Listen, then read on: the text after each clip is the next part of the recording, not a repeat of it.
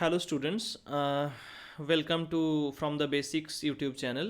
I am Arup and you are watching System of Particles and Rotational Motion chapter class 11 CBSE NCERT in Hindi.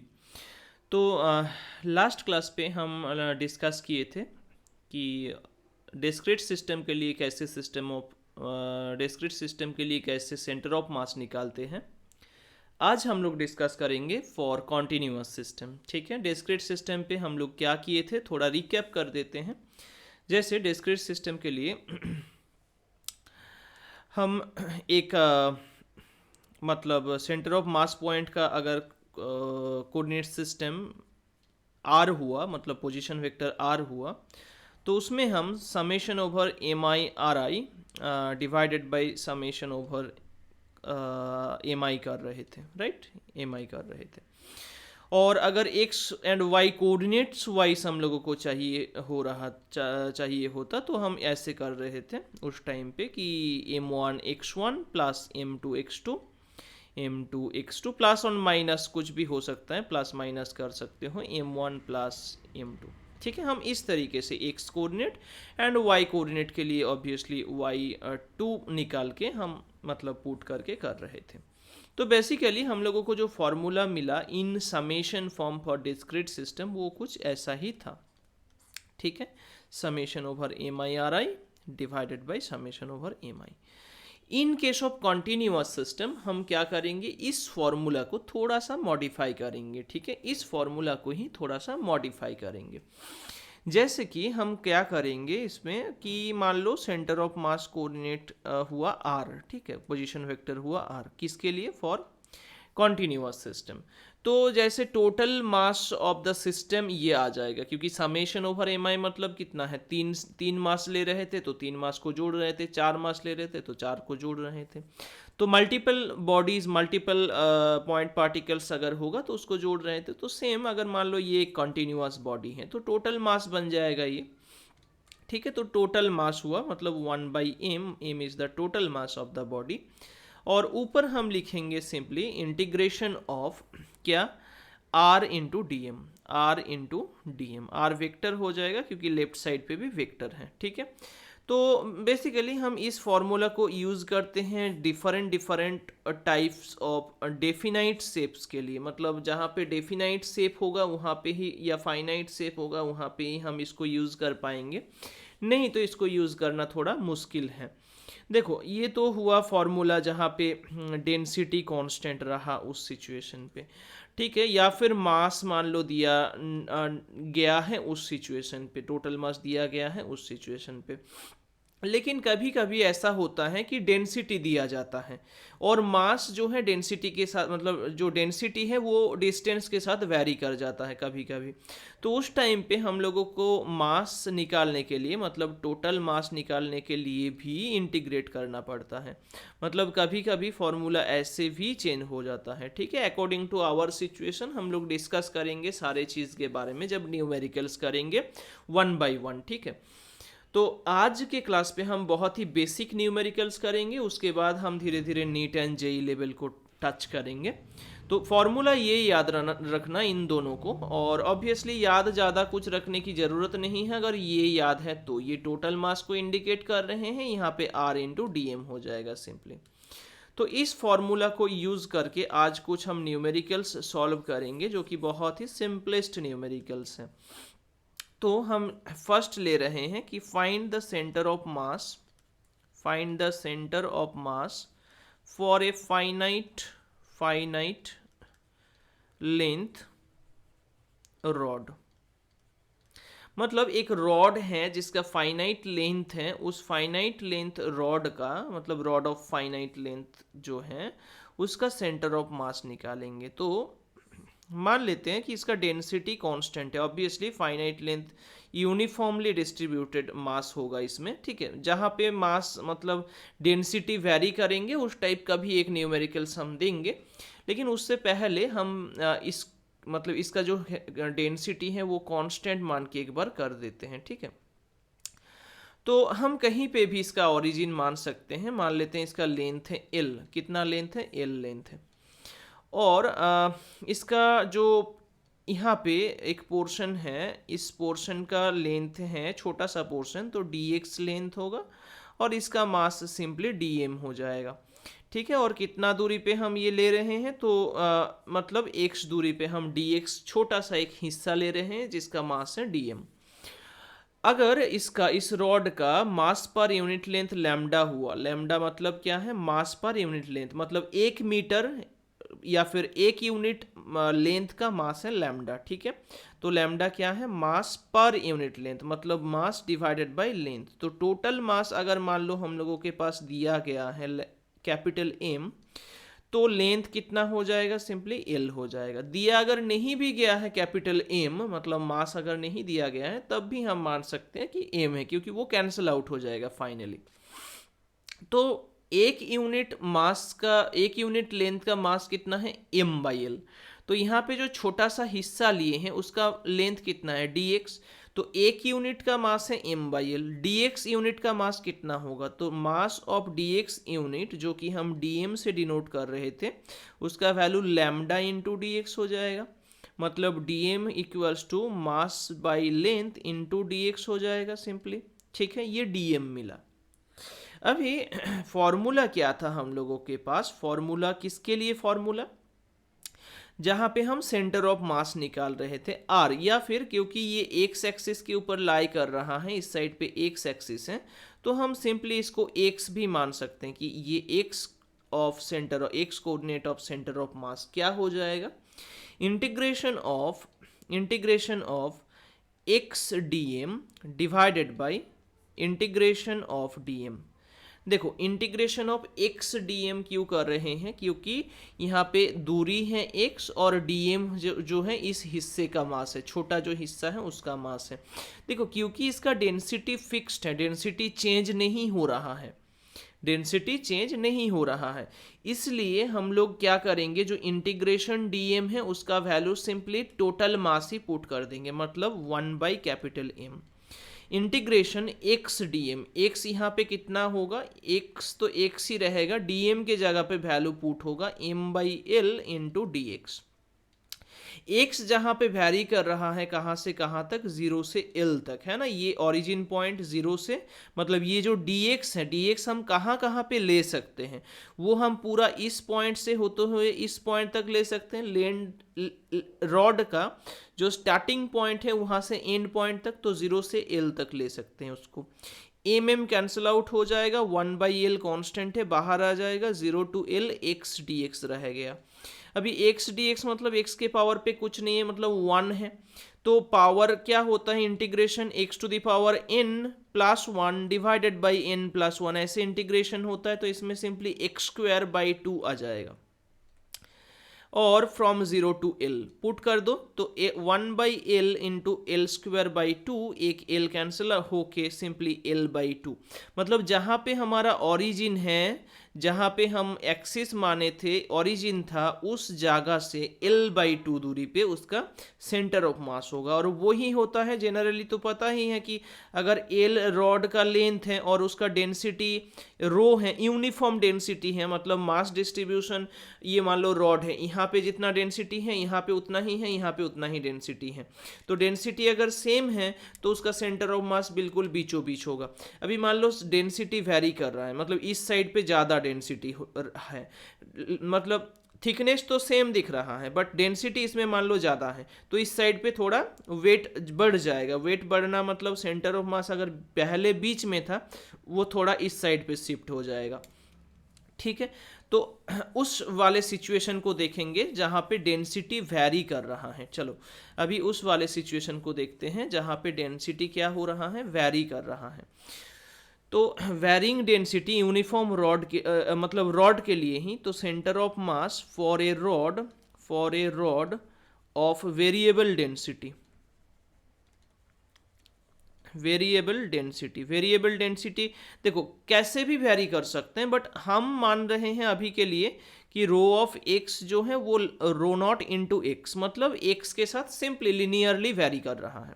देखो कभी कभी ऐसे भी देते हैं, रो नॉट इंटू 1 - x/l, ऐसे भी देते हैं। ठीक है, तो ये थोड़ा कॉम्प्लिकेटेड है, इसको मान के तुम होमवर्क कर सकते हो, rho of x equals to this. तो पहले इसको समझ लो कि हम कैसे कर रहे हैं, जहाँ पे वेरिएबल डेंसिटी देते हैं वहाँ पे, उसके बाद तुम उसको खुद कर लेना, ठीक है। रो नॉट इंटू 1-x/l, उसको जहाँ पे रॉड का लेंथ जो है, वेर रॉड का लेंथ दिया गया है, लेंथ इक्वल्स टू एल, मतलब टोटल लेंथ दिया गया है कैपिटल एल। ठीक है, तो हम क्या करेंगे, देखो हम रॉड को लिए हैं, रॉड कंसीडर किए हैं कुछ इस तरीके का, ओरिजिन बिल्कुल यहाँ पे ही ले रहे हैं जहाँ पे हम पिछले वीडियो पे, पिछले मैथमेटिक्स पे लिए थे, ये हमारा ओरिजिन है, और इस दिशा पे ये एक्स डायरेक्शन है। हम छोटा सा एक पोर्शन ले रहे हैं, कितना दूरी पे, एक्स दूरी पे, तुम आर भी कर सकते हो, कोई प्रॉब्लम नहीं। एक्स दूरी पे dx डिस्टेंस ले, dx मतलब लेंथ का एक छोटा सा हिस्सा ले रहे हैं जिसका मास है मान लो dm। देखो अभी इस कंडीशन पे ना डायरेक्टली हम टोटल मास एम करेंगे तो थोड़ा प्रॉब्लम होगा, क्योंकि इसमें जो डेंसिटी है वो वैरी कर रहा है, डेंसिटी कांस्टेंट नहीं है कि तुम डायरेक्टली रो निकाल पाओगे, डायरेक्टली मास निकाल पाओगे, इतना आसान नहीं है ये प्रॉब्लम। इसमें डेंसिटी के साथ वैरी कर रहा है, तो टोटल मास ना इसमें देख लेना होगा कि टोटल मास कितना है। टोटल मास मतलब इंटीग्रेशन डीएम पोर्शन था, तो इंटीग्रेशन डीएम मतलब क्या है कि रो ऑफ एक्स मतलब उस पोर्शन का डेंसिटी, ये ऑब्वियसली लीनियर डेंसिटी है, वेरिएबल डेंसिटी ये लीनियर डेंसिटी है, मॉडिफाई कर लेना थोड़ा सा। तो rho of x into d x, rho of x into d x, ठीक है, मतलब इस ये जो पोर्शन है इस dx का मास कितना होगा, dx पोर्शन पे डेंसिटी देखना होगा, तो x दूरी पे डेंसिटी का फॉर्मूला ऑलरेडी दिया गया है, रो नॉट इंटू एक्स, है ना। तो इस पॉइंट पे जो ऑब्जेक्ट रखा गया है इसका डेंसिटी कितना है, रो नॉट इंटू एक्स, ये डेंसिटी है, और उस पोर्शन का लेंथ कितना है, dx। तो लेंथ इंटू लिनियर डेंसिटी करेंगे तो ही dm मिलेगा, ये हमारा dm है। तो ये जो dm है इसके साथ अगर इस पे अगर इंटीग्रेट करेंगे तब क्या मिल जाएगा, टोटल मास, और वही हम यहाँ पे कर रहे हैं, टोटल मास निकाल रहे हैं, rho nought x d x. Length कहाँ से कहाँ तक, 0 से l तक, तो रो नॉट इंटू लिमिट क्या हो जाए, मतलब इंटीग्रेशन का वैल्यू होगा x²/2 फ्रॉम 0 to l, तो रो नॉट l²/2। देखो ये टोटल मास हुआ, अगर हम नॉर्मली करेंगे ना तो गलत हो जाएगा, ठीक है। तो इसलिए टोटल मास जहाँ पे वेरिएबल डेंसिटी है लेंथ के साथ, उस पे इंटीग्रेट करना पड़ता है मास को निकालने के लिए। और फिर हमारा जो नॉर्मल फॉर्मूला है सेंटर ऑफ मास निकालने का, वो क्या था, integration r d m divided by integration dm. तो इंटीग्रेशन डीएम हम निकाल चुके हैं, अभी इंटीग्रेशन आर डीएम मतलब यहाँ पे हो जाएगा एक्स डीएम, क्योंकि दूरी कितना है, एक्स दूरी है यहाँ पे। तो इंटीग्रेशन एक्स डीएम का वैल्यू पुट कर दो, तो एक्स इंटू डीएम है rho nought x d x, है ना, ये rho nought x d x d m का वैल्यू है। तो रो नॉट कॉन्स्टेंट है, बाहर आ गया x² dx। एक्स कहाँ से कहाँ तक बिलोंग कर रहे हैं, रेंज है उसका, तो 0 से l तक, rho not into l³/3, rho not into l³/3। अभी अगर सेंटर ऑफ मास हम निकाले तो क्या मिल जाएगा, सेंटर ऑफ मास निकाल ले तो क्या मिल जाएगा, देखो integration x d m divided by integration d m, value put कर दो, तो वैल्यू पुट करेंगे तो ये आएगा रो नॉट l³/3 इनटू, इसको इन्वर्ट कर देंगे क्योंकि वो नीचे था, तो 2/रो नॉट l² कितना मिला, एक l ऊपर रह जाएगा, रो नॉट कैंसिल आउट हो जाएगा, 2l/3। तो इस पॉइंट से 2l/3 दूरी पे, कितना दूरी पे, 2l/3 दूरी पे, तो ऑब्वियसली वो राइट मतलब हाफ लेंथ से ज़्यादा ही है, उस दूरी पे इसका सेंटर ऑफ मास होगा, ठीक है, 2l/3 दूरी पे, जहाँ पे इस तरीके से वैरी कर रहा है। देखो मैं क्या कहा, वेरिएशन एग्जामिनर कुछ भी तरीके से दे सकते हैं, ठीक है, जैसे मान लो ऐसे दे दिया, rho of x is equals to rho not into 1 - x, rho of x is equals to rho not into 1 - x/l या 1 + x/l। तो इस तरीके से किसी भी तरीके से रो नॉट दे सकते हैं, बस इंटीग्रेशन अच्छे तरीके से आना चाहिए। और इस टाइप का क्वेश्चन के लिए बोथ साइड पे मतलब ऊपर और नीचे दोनों साइड पे ही इंटीग्रेट करना पड़ता है। तो जहाँ पे डेंसिटी वैरी कर रहा होगा उसमें बोथ साइड पे इंटीग्रेट करना पड़ता है, ठीक है। तो जो rho of x equals to rho not into 1 - x/l है, इसको करना, rho of x equals to rho not into 1+x इसको करना, ठीक है। तो ये जो है ये न्यूमेरिकल्स को कर लेना, ठीक है। या rho nought is equals to a+bx इसको भी करना, ठीक है। ये सब जेई एंड इसके लिए है, मतलब जेई एंड नीट के लिए है बेसिकली, ठीक है। Okay okay, so next problem जो हम इसमें डिस्कस करेंगे वो centre of mass for a ring, ठीक है। एक फाइनाइट शेप है रिंग जिसको हम कुछ इस तरीके से प्लेस करेंगे, कुछ इस तरीके से इसको हम प्लेस करेंगे एक्स एक्सिस के ऊपर, ठीक है, एक्स एक्सिस के ऊपर, ये वाई एक्सिस है। और हम इसका सेंटर ऑफ मास निकालने के लिए हम दो ऐसे हिस्सा ले रहे हैं। दो क्यों ले रहे हैं? क्योंकि मतलब दोनों का सेंटर ऑफ मास कहाँ पे आएगा? वाई एक्सिस के ऊपर आ जाएगा, ठीक है। तो इसलिए हम डीएम मतलब डीएल लेंथ का, डीएल और डीएल लेंथ का छोटा छोटा हिस्सा ले रहे हैं जिसका मास है डीएम। और ये अगर मान लो वाई दूरी है तो ये एक्स दूरी है, ऐसे मान रहे हैं। तो इसका रेडियस क्या बन जाएगा? कैपिटल आर रेडियस है इसका। ये छोटा सा एंगल मान लेते हैं डी थीटा है और ये एंगल है थीटा। तो यहाँ पे ये अगर मान लो ये आर है तो हम ट्राइंगल इस जैसा लिए हैं, इस जैसा। ये वाई है, ये एक्स है और ये आर है। तो वाई और एक्स का वैल्यू यहाँ पे क्या होगा? अगर ये एंगल थीटा हो जाए तो एक्स तो परपेंडिकुलर है, मतलब आर साइन थीटा आ जाएगा। और वाई क्या है? वाई हमारा यहाँ पे बेस है तो आर कॉस थीटा आ जाएगा उसमें, ठीक है। और इसमें डीएल जो पोर्शन है, मतलब ये वाला पोर्शन, इसका लेंथ कितना होगा? डीएल इज इक्वल्स टू, तो इसमें हम ये पैरेलक्स मेथड यूज कर सकते हैं। ये अगर डीएल हुआ, ये अगर मान लो आर हुआ, ये अगर मान लो डी थीटा हुआ, तो dl is equals to r d theta बन जाएगा सिंपली, है ना। Dl equals to r d theta बन जाएगा। तो इस डीएल पोर्शन का मास कितना है? हम मान लेते हैं कि लैम्डा जो है ये मास पर यूनिट लेंथ है। क्या है लैम्डा? मास पर यूनिट लेंथ। तो डीएल पोर्शन का मास कितना हो जाएगा? Dm equals to lambda into dl, मतलब आर लैम्डा डी थीटा, ये हो जाएगा। अभी ये जो दो पोर्शन है ना, इन दो पोर्शन का जो सेंटर ऑफ मास है वो कहाँ पे है? वाई एक्सिस पे, मतलब जिस पॉइंट से हम देख रहे हैं वहां से वाई दूरी पे है, राइट। तो सेंटर ऑफ मास पोजीशन कहाँ पे होगा? अगर वाई कोऑर्डिनेट पे है तो integration y d m divided by integration d m, ठीक है, इज इक्वल्स टू, हम दो हिस्सा लिए थे तो 2 से मल्टीप्लाई कर सकते हैं लेकिन फिर कैंसिल आउट हो जाएगा, दोनों 2 ही कैंसिल आउट हो जाएगा, तो इसलिए लिख नहीं रहे हैं। तो इंटीग्रेशन y मतलब r cos थीटा, हम पुट कर रहे हैं वैल्यूज को, r cos theta into d m मतलब ये है r lambda d theta divided by d m मतलब क्या है? Simply r lambda d theta. तो आर लैम्डा कांस्टेंट है, बाहर आ जाएगा, ये कैंसिल आउट हो जाएगा और कैपिटल आर बाहर आ गया, कॉस थीटा डी थीटा ऊपर मिला और नीचे मिला हम लोगों को डी थीटा।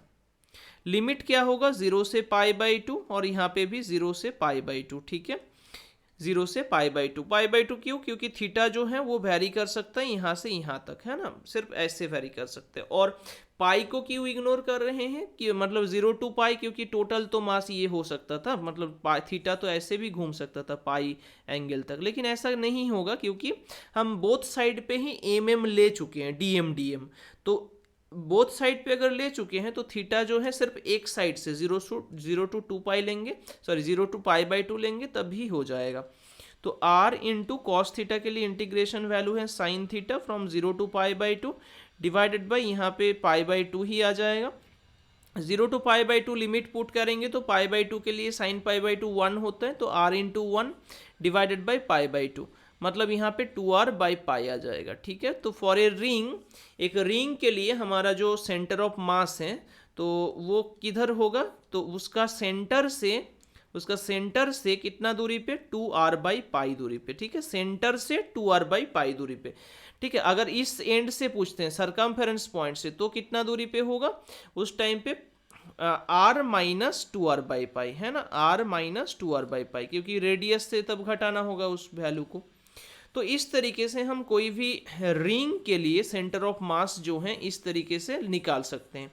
हम नेक्स्ट क्लास पे कुछ और टॉपिक्स का सेंटर मतलब कुछ और शेप का सेंटर ऑफ मास निकाल के दिखाएंगे, जैसे कि डिस्क हो गया, जैसे कि हमारा सॉलिड स्फीयर को हम नहीं करेंगे क्योंकि वो 11 के लिए थोड़ा डिफिकल्टी बन जाएगा। हम इसको देखेंगे, कोन को देखेंगे कि कोन के लिए सेंटर ऑफ मास कहाँ पे होता है। ठीक है, बस आज के क्लास के लिए इतना ही। I hope you have enjoyed the video, and अगर कुछ डाउट रहा तो कमेंट सेक्शन पे कमेंट कर देना। ठीक है, ओके, थैंक यू।